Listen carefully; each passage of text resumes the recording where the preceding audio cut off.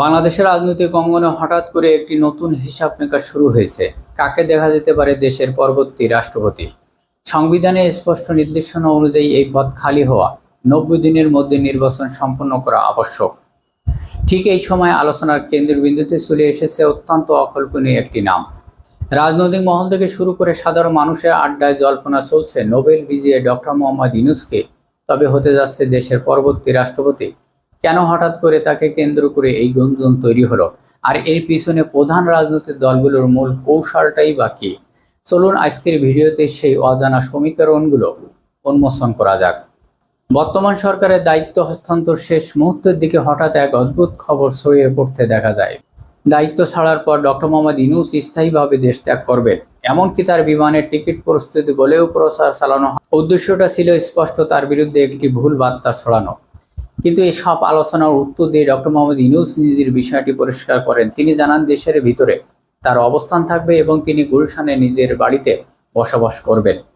তার এই বক্তব্যের পর পরিস্থিতি সম্পূর্ণ নতুন দিকে মোড় নেয়। ঠিক এর পরপরই খবরে চাওয়া হয় যে ডক্টর মোহাম্মদ ইউনূসকে দেশের সর্বোচ্চ সাংবিধানিক পদে আসার আহ্বান জানানো হয়েছে। এই আলোচনার সূত্রপাত কিন্তু কোনো সাধারণ উৎস থেকে নয়, বরং দেশের অন্যতম শীর্ষ রাজনৈতিক দল বিএনপির একটি পরিকল্পনা হিসাবে সামনে আসে। এই সংবাদ সামনে আসার পর রাজনৈতিক বিশ্লেষকের মধ্যে ব্যাপক কৌতূহল সৃষ্টি হয়, কারণ একসময় যে নেতৃত্বের সাথে তার কিছুটা টানাপোড়েনের দৃশ্যমান ছিল, আজ তারাই তাকে রাষ্ট্রপতির দায়িত্ব হিসাবে বিবেচনার কথা ভাবছে। এটিকে কেবল একটি সম্মানের বিষয় হিসাবে দেখা ঠিক হবে না।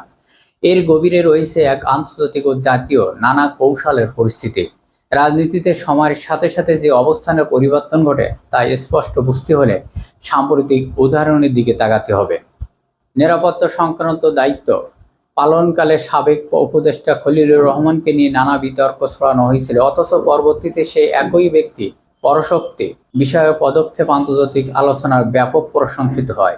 অন্যদিকে দায়িত্বপ্রাপ্ত আশিকুর রহমান, যাকে প্রাথমিক দিক থেকে অনেকেই কটাক্ষ করেছিল, পরবর্তীতে সরকারের অংশ হিসাবে তিনি বিদেশে বিনিয়োগের আকর্ষণীয় গুরুত্বপূর্ণ ভূমিকা রাখেন। এই ঘটনা প্রমাণ করে রাজনীতিতে চিরস্থায়ী বলে কিছু নেই, সময়ের প্রয়োজনে অবস্থানে পরিবর্তন ঘটে। এখন মূল বিষয়টি হলো কেন তাকে বঙ্গভবনের সর্বোচ্চ পদে চিন্তা করা হচ্ছে। প্রথমত, অভ্যন্তরীণ শৃঙ্খলা রক্ষা। একটি বড় রাজনৈতিক দল থেকে কাউকে রাষ্ট্রপতি মনোনীত করলে নিজেদের ভিতরে গ্রুপিংয়ে ক্ষমতার দ্বন্দ্বের জটিলতা তৈরি হতে পারে। কিন্তু সম্পূর্ণ অরাজনৈতিক ও আন্তর্জাতিকভাবে গ্রহণযোগ্যতা কোনো ব্যক্তিকে রাখলে দেশের ভিতরে কোনো বিভাজন তৈরি হওয়ার কোনো সুযোগ থাকবে না।